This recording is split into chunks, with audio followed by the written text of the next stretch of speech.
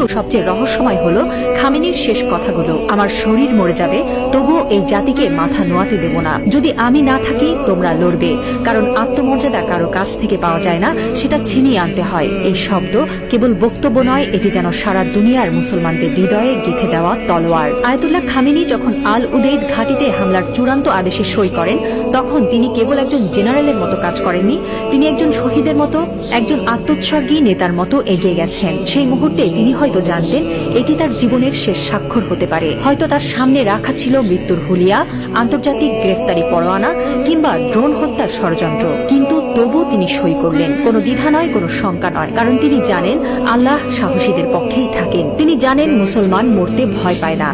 যারা আল্লাহর পক্ষে থাকেন তারা জানে মৃত্যু মানেই পরাজয় নয়, বরং আত্মত্যাগী বিজয়ের শুরু। এই একজন মানুষ এখন আর কেবল ইরানের নেতা নন, তিনি হয়ে উঠছেন সারা বিশ্বের মুসলিম উম্মার প্রতীক। একজন বিশ্বাসী, একজন অটল মুজাহিদ, একজন সাহসী পিতার মতো তিনি বলছেন, আমি থাকি বা না থাকি তোমরা লড়বে। হ্যাঁ মুসলিম উম্মাহ, তোমরা মাথা নিচু করো না। লা ইলাহা ইল্লাল্লাহ, আল্লাহ ছাড়া আর কোনো ইলাহ নেই।